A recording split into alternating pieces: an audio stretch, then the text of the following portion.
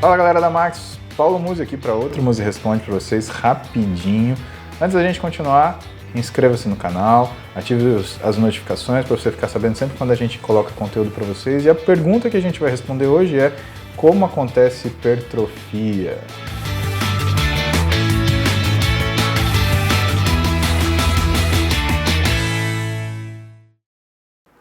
Olha só, em primeiro lugar, hipertrofia acontece quando você estimula o seu tecido muscular. Por quê? É o exercício resistido que faz com que você tenha um direcionamento para onde é que o seu corpo tem que desenvolver. Então, quando você treina bíceps, por exemplo, existe aquela capacidade do bíceps em contrair-se que sinaliza o aumento do nível de produção de proteína. Isso é verdade? Sim, tá? Até bioquimicamente. A contração muscular, ela estimula a via do mTOR, a via do AKT, e assim você tem síntese de proteína aumentada. Só que isso depende do quê? De você ter aporte nutricional para que isso ocorra.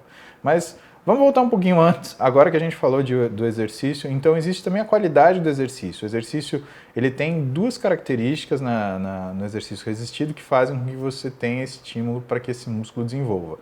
Tá? A contração excêntrica, que tende a ser mais inflamatória, então dá aquela sensação de pump. O que é o pump? Dor, rubor, calor, turgor, perda de função, você não treina até a falha. Isso é inflamação, tá? Principalmente mediado por um negócio chamado interleucina 6. Só para você ouvir isso uma vez e você colocar aí na sua caixinha de tesouros.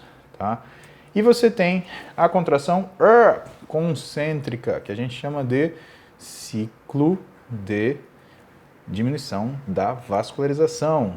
Quando você faz a diminuição da vascularização, que você entra numa situação onde você tem pouca perfusão, isso também funciona como se fosse uma sinalização para que você tenha hipertrofia. Depois, você tem que pensar, tive um exercício eficiente? Legal. Agora eu preciso entregar nutrientes para que esse músculo ele vá sintetizar proteína em superávit. E como que a gente faz isso? Alimentando-se de forma adequada, né? Suplementando se há necessidade de você sinalizar um aumento maior de proteína, né? E lembra que quem faz músculos em níveis suprafisiológicos acaba tendo necessidade de usar uma suplementação. E esse conjunto de situações ele vai fazer com que o seu músculo, que fica sempre sendo destruído para ser sempre construído, ele construa mais do que ele destrói. Ah, Paulo, mas não dá para parar de destruir o músculo? Até dá. Só que aí, pensa que o músculo ele não cresce como um prédio que você vai colocando andar sobre andar. O músculo ele cresce como se fosse uma reforma, onde você quebra o quarto e constrói outro maior. Quebra a sala, constrói outra maior. E assim sucessivamente. Então, se você para de quebrar, o que acontece? Você não consegue mais construir. É importante que você entenda isso porque o breakdown, que a gente chama quebra da proteína, quebra da musculatura, lá, não induzida pelo exercício, mas que acontece lá, bioquímica, lá dentro do músculo bonitinho, é necessária que aconteça. Por isso que muita gente fala, porque tem que inventar um inibidor disso, daquilo. Não adianta, você precisa, na realidade, fornecer condições para que o seu músculo ativamente quebre muito músculo e construa muito músculo. É esse equilíbrio que fica um pouquinho deslocado para a síntese proteica que faz com que você ganhe massa muscular. Você tem noção de quanto músculo você consegue fazer por dia? É uma pergunta muito legal essa. Você faz na ordem de 5 a 25 gramas de músculo por dia. Nossa, mas isso não é nada, isso é um scoop de whey. Então, pessoal, só que se você fizer 25 gramas de músculo por dia, no final do ano você terá feito 10 quilos de músculo quase. Que é uma quantidade considerável. A questão é que se você for visitar as referências científicas que falam sobre velocidade de ganho de massa muscular, vocês vão ver que a média anual em atletas é de 2,2 kg de massa muscular. Por isso que os caras do Olímpia têm mais de 30 anos de idade. Porque eles treinam pelo menos há 10, 15, 20 anos, ou seja, eles ganharam nesse período inteiro 20 quilos, uma média de 2,2 quilos por ano, porque eles vivem para isso, são fisiculturistas profissionais. Por isso que é o esporte da paciência, por isso que fisiculturismo é o esporte de velho.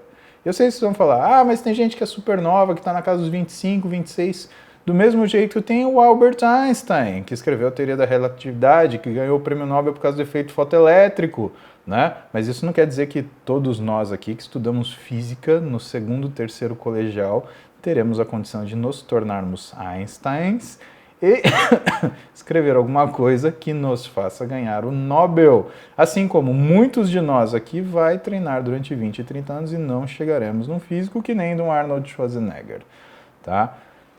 Essa é a verdade, e isso eu não estou falando para chatear vocês, estou falando para vocês sempre refinarem o nível de escolha de vocês. Por quê? Porque eu vejo que vocês ficam muito preocupados em tamanho, tamanho, tamanho, tamanho. Gente, o tamanho ele é importante sim, só que um tamanho grande e feio é um feião. E um tamanho pequeno bacana é um físico maneiro. E é muito mais legal você optar por ter um físico bom do que ter um físico grande e feio. Entendam isso porque a primeira sensação que a gente tem quando a gente vai fazer musculação, nossa, eu preciso ser do tamanho daquele cara, preciso ser maior que aquele cara, preciso ser isso. Não, você precisa primeiro construir a sua harmonia física, construir a sua silhueta, mostrar a sua identidade visual. É isso que é importante.